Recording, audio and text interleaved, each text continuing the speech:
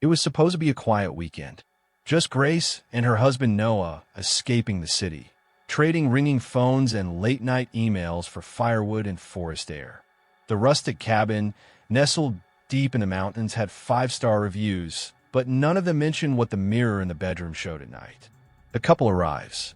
The cabin is charming, but strangely cold, like it hasn't been lived in for years. That night, Grace hears whispers.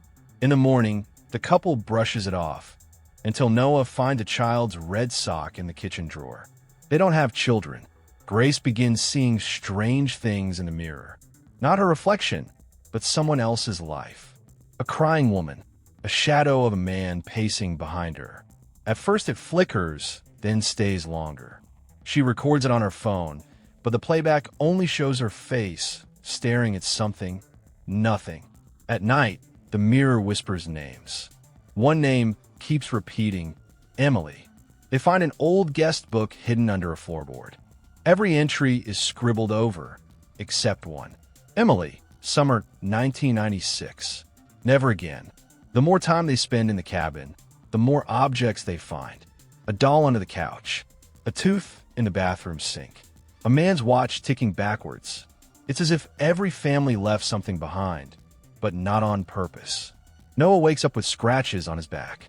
Grace finds a Polaroid photo on the doorstep showing her and Noah sleeping in bed, taken from inside the room. And in the mirror, now she doesn't see herself at all. Desperate, Grace drives into town, asking locals about the cabin. Most are tight-lipped, until a store clerk mutters, "That cabin never stays empty. Someone always returns."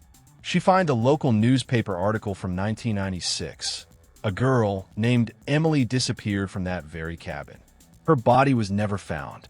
But every year since, something strange has happened to renters. Some vanished. Others went insane.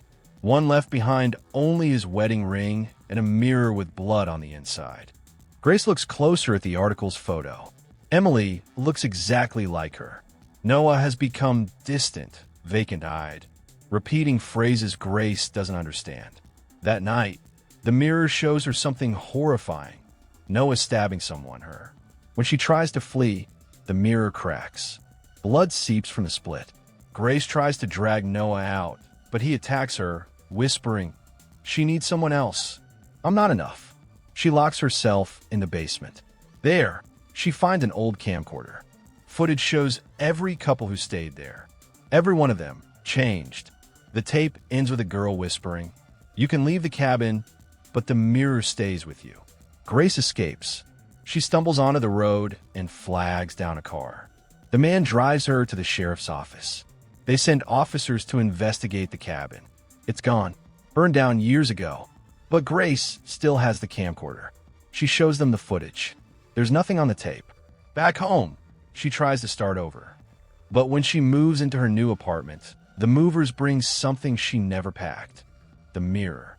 In the reflection, she sees Emily, smiling.